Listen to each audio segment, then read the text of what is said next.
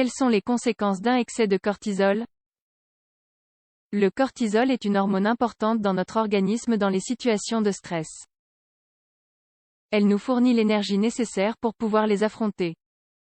Cependant, l'excès de cortisol peut également nuire à l'organisme. Savez-vous à quoi correspond un excès de cortisol? Nos ancêtres humains utilisaient cette augmentation de l'hormone pour échapper aux dangers de la nature, mais aujourd'hui, les fonctions et le rôle du stress ont changé. Le cortisol est une hormone produite et sécrétée par quelques glandes situées au-dessus de chaque rein, appelées glandes surrénales. Lorsque le corps a besoin davantage d'énergie pour réaliser certaines tâches dans des situations de stress, le cerveau envoie un signal à ces glandes, entraînant alors la libération de cortisol. Nous possédons tous un certain niveau de cortisol dans le sang, qui dépend des situations auxquelles nous faisons face. Toutefois, l'excès de cortisol peut créer des complications nocives pour la santé. Quelles sont les causes de l'augmentation du cortisol dans le sang? Le cortisol est l'hormone du stress. Lorsque nous vivons une situation stressante, comme par exemple un jeûne prolongé ou la fuite d'un danger, cette hormone se libère.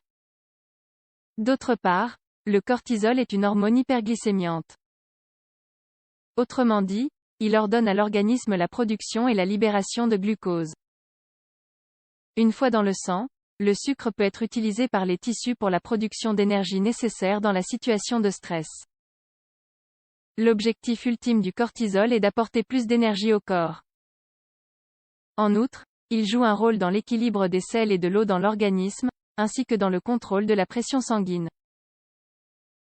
Au niveau cérébral, le cortisol régule le cycle veille-sommeil.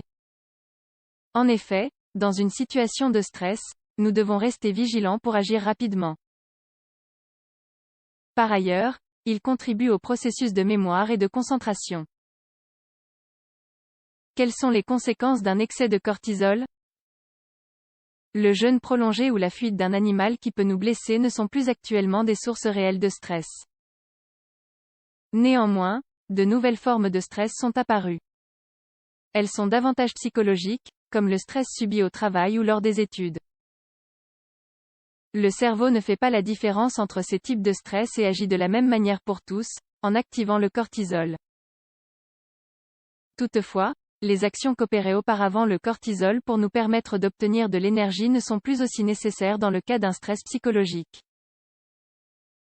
En effet, le cortisol remplit notre sang de glucose et mobilise les graisses et les protéines de manière excessive. De plus, il inhibe la production d'insuline, hormone responsable de l'entrée du glucose dans les cellules. Une glycémie élevée du glucose dans le sang ainsi que la résistance à l'insuline peuvent produire un diabète et des maladies cardiovasculaires. D'autre part, les graisses se déposent dans l'abdomen, favorisant alors l'obésité.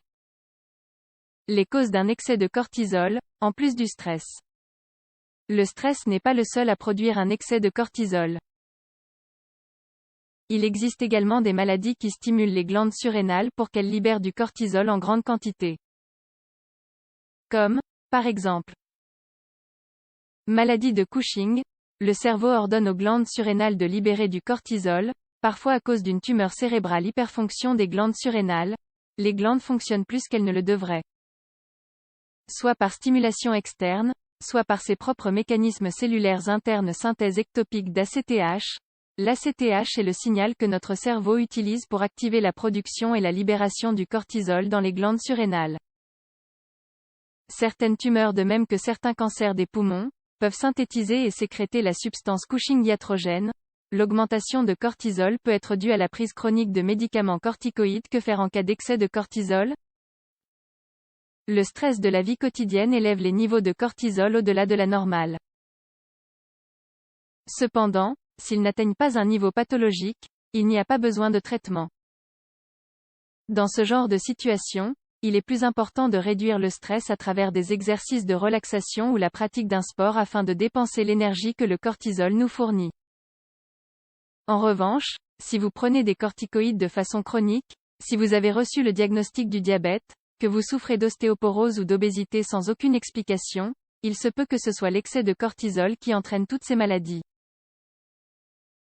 Il est donc primordial de consulter un médecin dans ces situations, car parfois, l'excès de cortisol peut se corriger facilement. Le professionnel sera également attentif à dépister différentes sources de cette substance dans des tumeurs ou des organes qui ne fonctionnent pas comme ils le devraient. Il sollicitera donc des examens complémentaires.